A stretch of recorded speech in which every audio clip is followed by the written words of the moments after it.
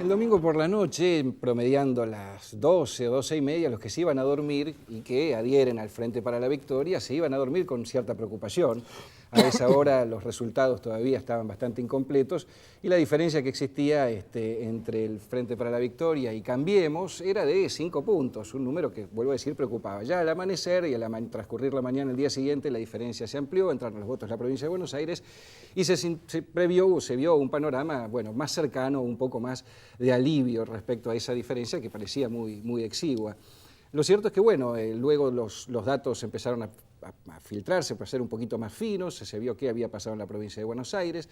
Pero para charlar de todo esto y sobre todo no tanto para analizar los resultados en sí, que ya han sido analizados en estos días, sino para tratar de sacar algunas conclusiones de esos datos y lo que nos lleva al mes de octubre, hoy tenemos como invitados a Roberto Bachmann, que es director ejecutivo de CEOP, el Centro de Estudios de Opinión Pública, sociólogo. Actualmente es director de la Maestría de Investigación de Mercados y Medios y Opinión Pública de la UCES.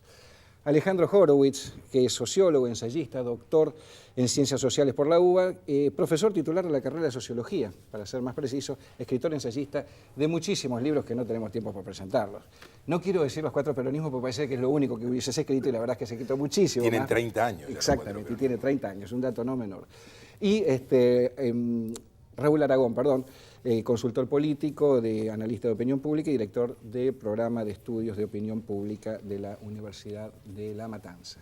A todos, muchísimas gracias por venir y esta breve introducción apuntaba a 2 cosas, es no entrar tanto ya en el análisis de la diferencia de puntos que se estableció, sino arrancar por una pregunta que va a ir respondiéndola quien quiera primero, que es si están de acuerdo con que el resultado que obtuvo el Frente para la Victoria es bueno, es regular, o no es tan bueno como se había previsto, y si a la par del resultado del Frente para la Victoria, ¿en qué puede incidir, esto de si votaron muchos en blanco, si hubo ausentismo, el fin de semana y los problemas climáticos? Pero más allá de eso, ¿es un resultado para quedarse tranquilos, para confiar que quizás los 5 puntos que faltan, poroteando de todos esos otros sectores, se pueden alcanzar? Los mayores primero.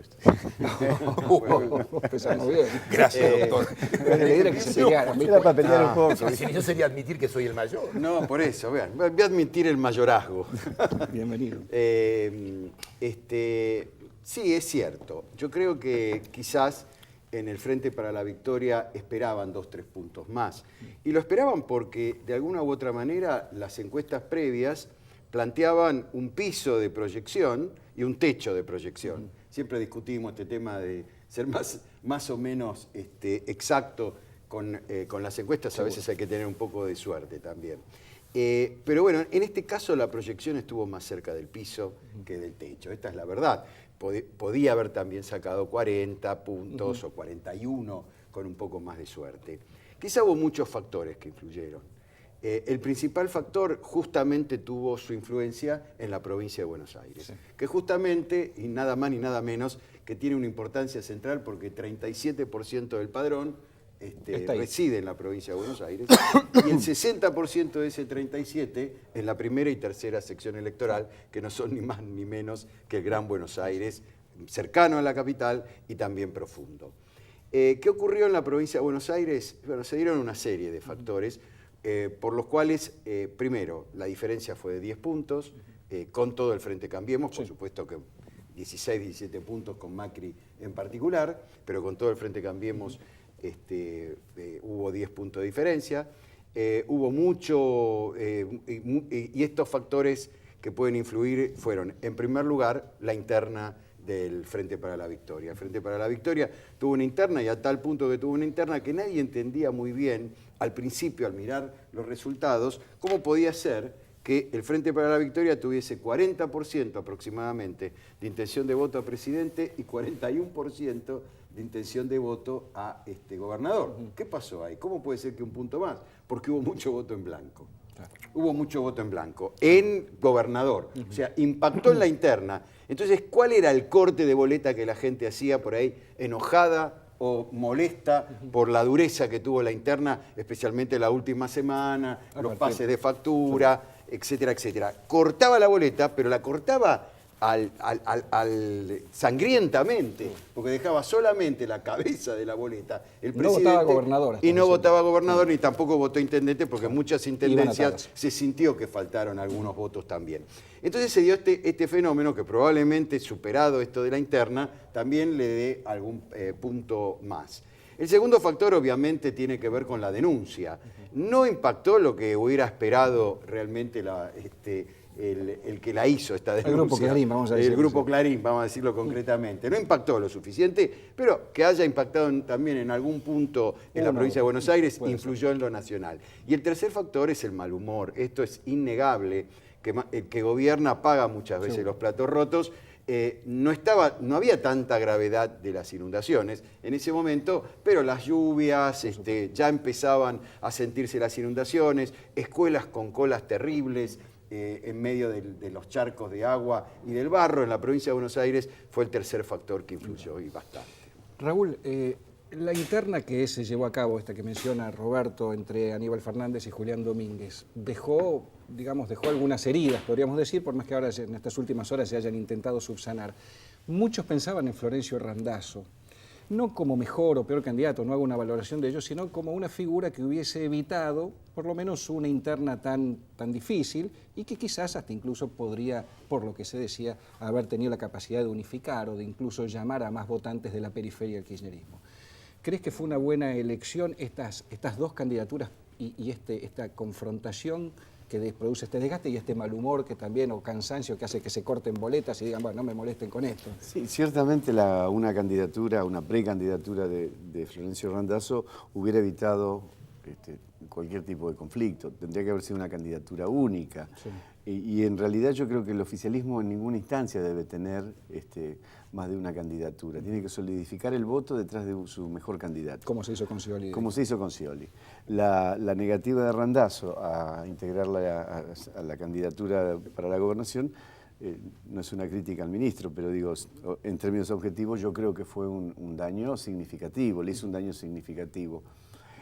Y además hay otro problema, generó esta descalificación, la posibilidad de que se diera esta descalificación mediante la operación La Nata del ministro Fernández, y ese es un problema que va a tener Scioli, no porque sea verdad, yo no estoy diciendo que sea verdad, sino que lo que el kirchnerismo llama la corpo, durante 75 días van a pegar ahí, y Scioli va a tener que salir a defender eso, y eso es un costo en una campaña.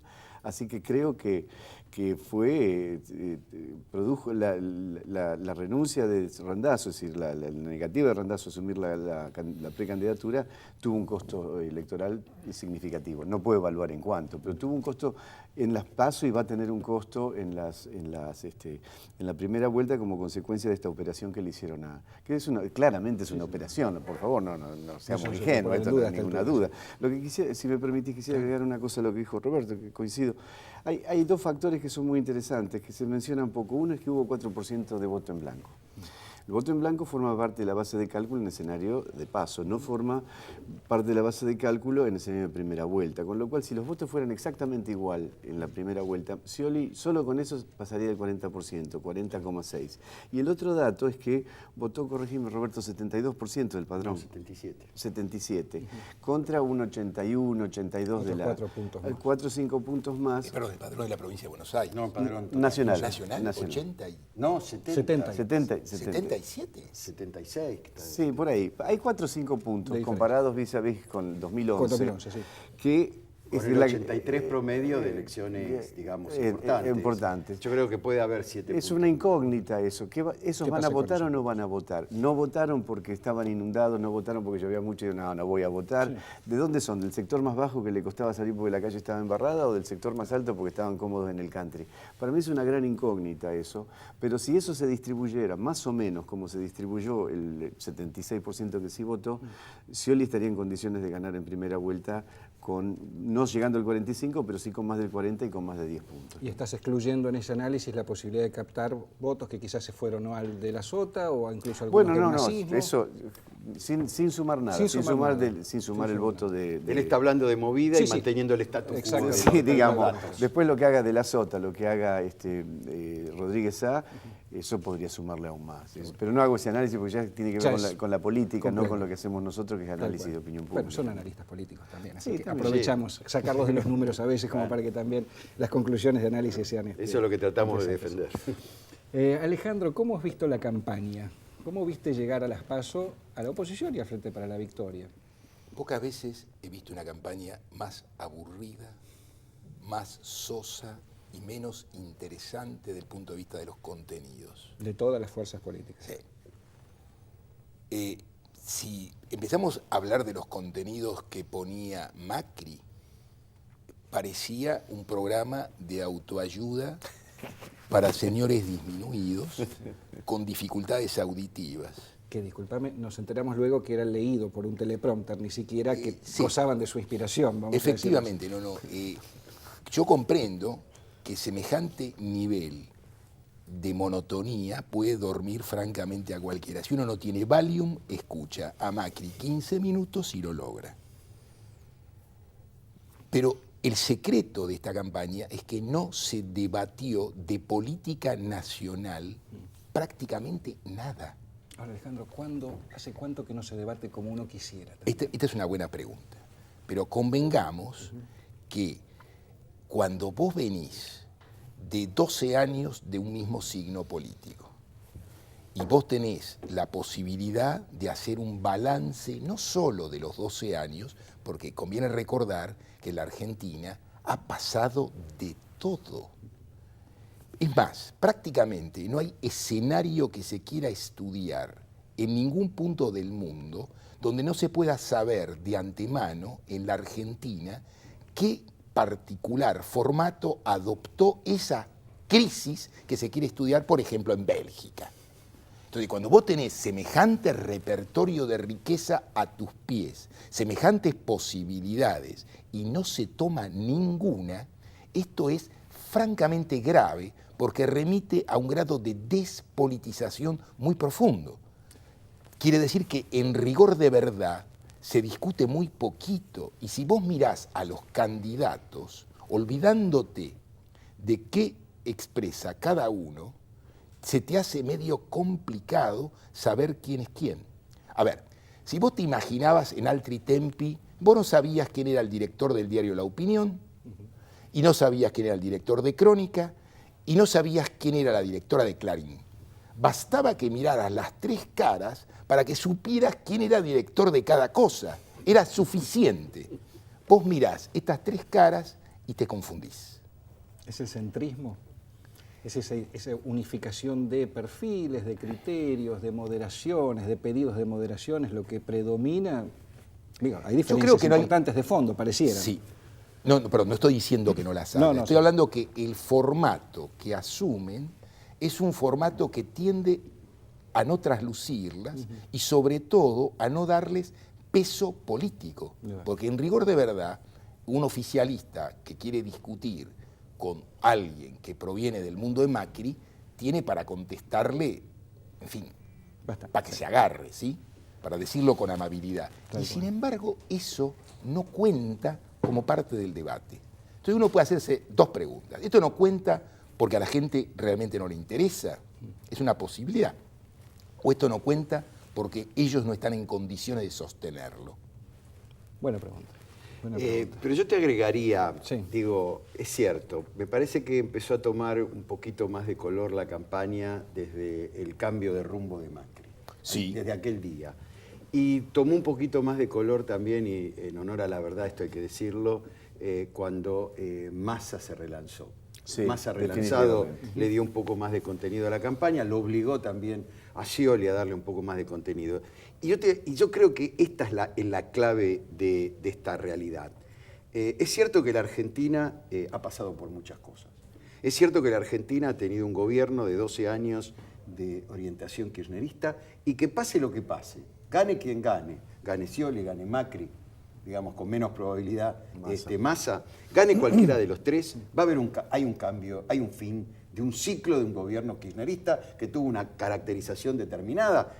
Sea Scioli, sea Macri o sea Massa, va a cambiar eso. La gente está esperando que se produzca por primera vez en Argentina, desde el regreso de la democracia, un cambio de de gobierno sin que para ello haya una crisis terminal, económica y social. La gente quiere que vaya todo por aguas tranquilas, navegar con tranquilidad y que si hay, que tiene que haber cambios, pero que se hagan y esto.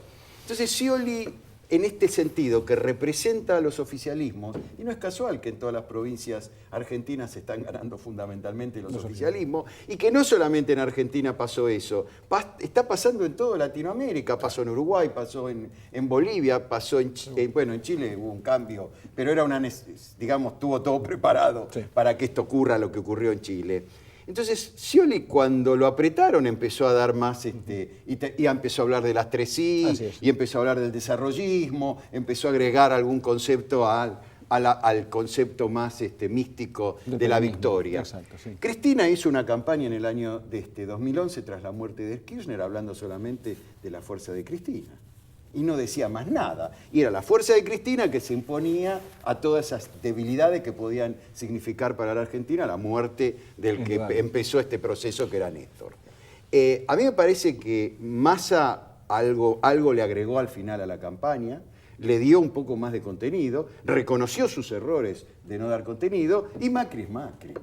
Y Macri es Macri. Porque yo digo, muchachos, y se los dije en un programa, estábamos discutiendo las propuestas para la campaña de la ciudad. Creo que estabas vos también. Siempre está. Así que... No, por eso No, es una broma. Estamos en tantos programas. Pero hablaban, porque el cambio, ¿de qué cambio están hablando? Si usted hace 8 años que ustedes están gobernando la ciudad, hay que manejar mejor, bueno, para seguir el cambio. Bueno, está bien, pero ¿qué significa esto del cambio? Entonces no lo pudieron explicar muy bien. Después volvieron, y después el teleprompter, como vos bien dijiste, volvió a hablar del cambio cultural. La gente no entiende qué es el cambio cultural. Por eso es lo que vos decís. ¿Qué Ahora, significa? Roberto, la pregunta, y también para los tres, es, ¿Macri hizo una buena elección o no? No. Macri Sacando no, el 24%. Pensemos en Macri. 24%. 24%. Perdió y 3, mal, 4 y perdió, puntos. y sí, Vos y no la perdió tenías bajando a 111.000 Macri. votos Claro. en la capital. Claro, lo más... Perdió votos en la capital. Exacto, Sacó más votos Rodríguez Larreta que que él. Macri, sí. Es una mala elección y además nosotros, no sé Roberto, nosotros los últimos 15, 20 días y quizá un poco más lo teníamos a Macri bajando discretamente Sí. y a Massa subiendo discretamente. Sí. O sea, había una transferencia de votos opositor que iba de Macri a Pero no fue Massa. tan discreto, Raúl. 2, Bueno, 3 puntos. sí, bueno, vos porque querés ser más... Más macrista que eso. Sí, al final termina siendo macrista. No, pero digamos la verdad. sí, sí, fue, Macri llegó a tener una proyección de 33, 34%. Sí, es verdad, es y verdad. terminó en 30. Sí. Hay una pérdida concreta. Muy y Massa curioso. terminó en 21. Sí. Ahora, es el gran, no solamente, no digo el gran perdedor porque es una exageración, por más que no haya hecho una buena elección, pero sí será el gran responsable de no haber logrado unificar. Definitivamente. Pienso en lo que dijo esta semana Felipe Solá. Les dijo, ahora jódanse.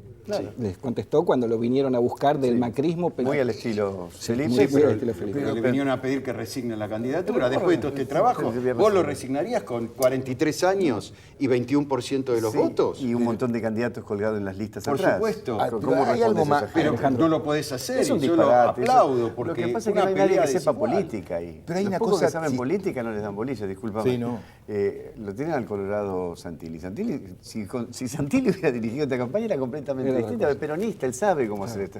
Y si venía Massa, le decía, sí, vení, vos vas de gobierno, arreglamos las listas, no te preocupes. O ¿Sabes? Felipe de gobernador en la ciudad, en la provincia de Buenos Aires, en un frente contra el masismo y el macrismo, yo creo que era un número complicado para el Frente para la Victoria. Solá, ¿eh? Sí, yo sé. Sí. Sin duda. Pero bueno, hubo errores fatales de campaña y para mí los errores comenzaron mucho antes, comenzaron en la interna de las PASO de la ciudad, cuando hizo ese apoyo descomunal a Rodríguez Larreta y el ninguneo del macho alfa de la ciudad a una mujer en silla de ruedas, eso no te puede dar bien nunca, eso es Cuesta al carísimo, revés. cuesta carísimo. Y después la noche del balotaje, cuando salió a decir, en fin, y de ahí en adelante Y de ahí en adelante el gurú una serie de- budista. Pero ¿saben cuál es en rigor? El problema es cuando vos tenés cabezas de campaña que no son cuadros políticos. Claro, eso es lo que estoy diciendo. Macri no es un cuadro político, no puede jugar ni al valero. Y entonces el problema es que hay que explicarle continuamente todo. Y este fenómeno que puede hacerse en un ring, se puede hacer si al que se lo explicas es Monzón.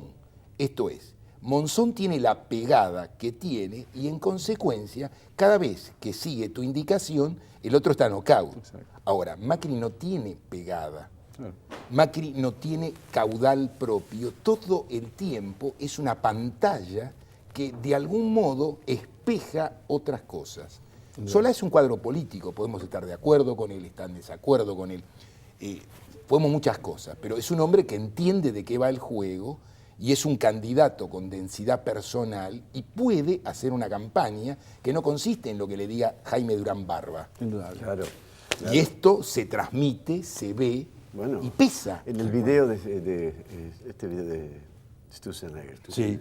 quedó absolutamente claro cuál era la estrategia de campaña de ellos. O sea, no definir nada, porque si definimos, perdemos. Claro, una gran pregunta, y con esto terminamos porque ya nos están pidiendo el aire, es ¿quién lo obligó a Sturzenegger a cometer ese sincericidio? Digo yo, porque realmente que lo digan o que se sepa, pero ¿qué necesidad? No le pedían tanto tampoco, diría un viejo periodista. Sí, pero lo que no se dio cuenta, que creo que todo el mundo lo tiene que empezar a pensar esto y muy seriamente, es el riesgo que hay hoy con las redes sociales. Claro. Porque hoy te filmaron con un teléfono celular. Y ya está. Vos no podés. Acordate lo que le pasó a Randazzo en la charla. Claro, en la carta abierta. En la charla carta abierta. Creo que fue lo que terminó de definir a Cristina y al kirchnerismo duro, de terminar con esa interna. Aparte de todas estas cosas. Les agradezco muchísimo a los tres, Alejandro, Roberto, Raúl, la presencia, fue riquísimo y los espero para otro análisis. Para otro Seguro. debate. Muchísimas gracias. Hasta la próxima a todos. Gracias por acompañarnos.